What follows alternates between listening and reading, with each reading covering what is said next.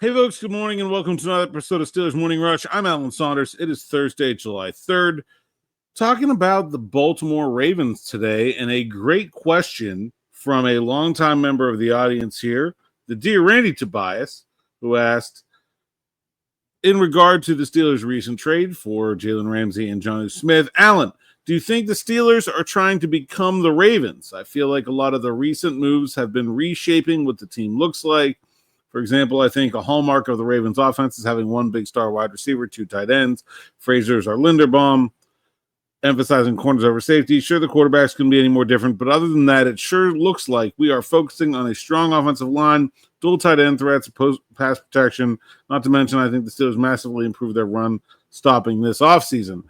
It's a very interesting question that goes way back into history, and I like these. So we're going to take this back to 1999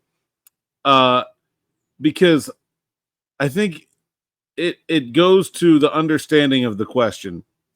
When the Cleveland Browns moved to Baltimore in 1999, they wanted to create a new identity for the team. You know, obviously the Browns had a lot of success back in the 50s and 60s. They had a pretty good team in the late 80s, but there was change that was going to be needed, right? When the Browns moved from Cleveland to Baltimore in the late 90s. And one of the things that happened was Ozzie Newsome was made the general manager. And I think he clearly had some new ideas that brought to the table. But they also changed who they were on defense. They really leaned into modeling their entire personality of the franchise on the Pittsburgh Steelers. They hired as their defensive coordinator in 1996 Marvin Lewis, who had been the Steelers linebackers coach. Okay.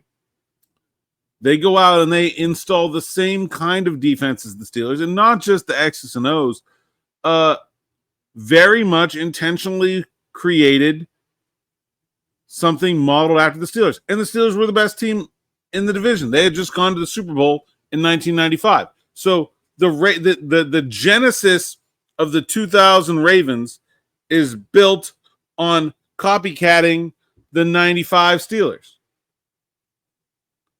And then once you create that personality and you get two dominant teams in the division that have the same personality, it becomes inescapable, right? How are you going to beat the Ravens? Well, you got to build another strong defense, and the Steelers build the 0-5 defense, and they beat the Ravens. So much of what both of those teams are trying to do is about trying to beat the other team. And like I said, the Ravens intentionally modeled after the Steelers, and then it goes back and forth. We've seen over the years a number of times the Steelers do something, the Ravens will then be forced to counter that, whether it's copying it or whether it's finding a way to beat it. I think when you look at this Steelers offseason, look, there's no question right now Baltimore's on top. And I think a lot of the things the Steelers have done this offseason have been about trying to reverse that, whether it's stopping the problems that the Ravens presented to the Steelers last year. Yeah, I think that's part of it. The run game. I mean, I don't think it's a coincidence that you give up 299 yards at rushing and your playoff game, and then you go use your first-round pick on a defensive tackle. Oh, and by the way, another pick on a defensive tackle. Like that's and an edge rusher who specializes in stopping the run. None of that is, and then you sign away Baltimore's biggest linebacker. None of that is a coincidence. That happens directly because of what happened in that playoff game. But I do think there's a little bit of, and I actually talked to Alfredo Roberts about this. What the Ravens have with Mark Andrews and Isaiah Likely is very unique. In addition to everything else they have going on. Lamar, Derrick Henry. When a new breed of athletic tight end came into the NFL. Tony Gonzalez, Antonio Gates, Jeremy Shockey to a certain extent, Aaron Hernandez, Rob Gronkowski. Those guys were superstars. But NFL teams would only let players that could be superstars play that position if they couldn't also block their backsides off. Then another wave of those players kind of came through, where you had some guys that were just pass catchers at the tight end position, but they weren't that good, and they were used as sort of a complementary player.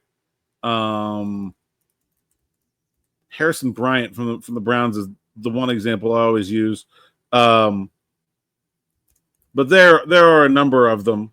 Ladarius Green was one that was played for the Steelers, as an example. Eric Ebron, right? These guys weren't stars, but they were receiving only tight ends, and they were often used as a second tight end or like a 1B or a 1A with a strong blocker alongside them.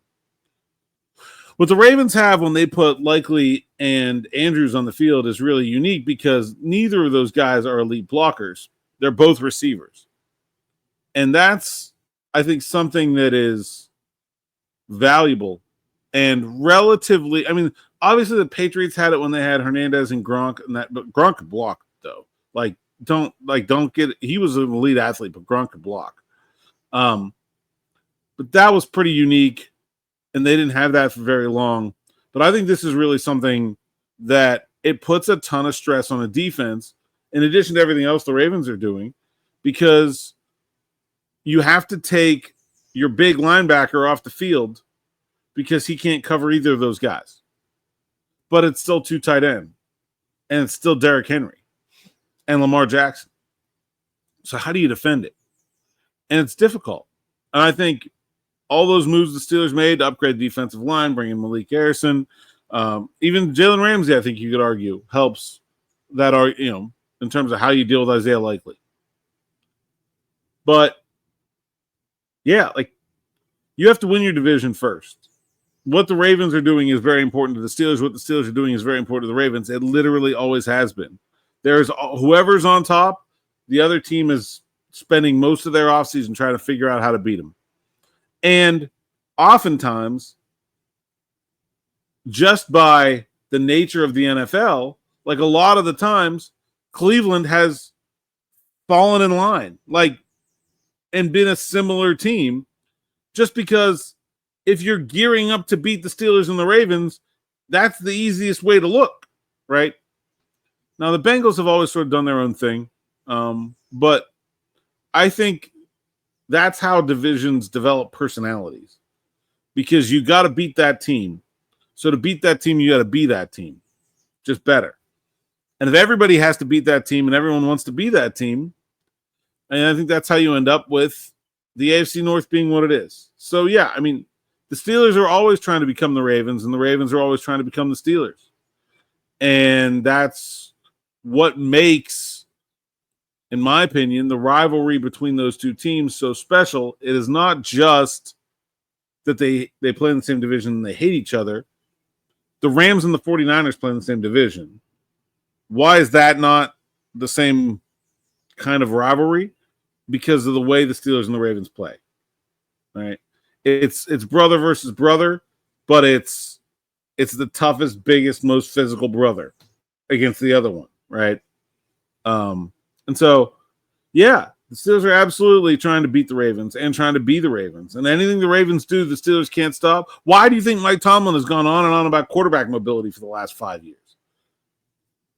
It's because he's tired of dealing with Lamar Jackson. He wants to be able to do that to some other teams. Obviously, he's not going to be able to do that this year.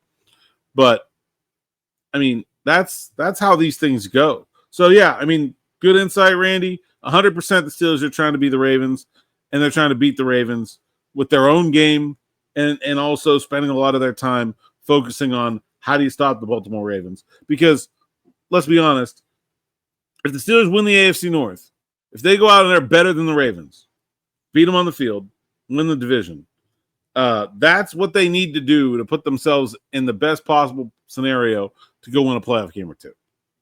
It is. And the Bengals are a good team, and the Bengals are a different challenge. But there ain't nobody in 2400 South Water Street sweating over the Bengals, even though they're very good, the way they are worried about the Baltimore Ravens. That's just how it is.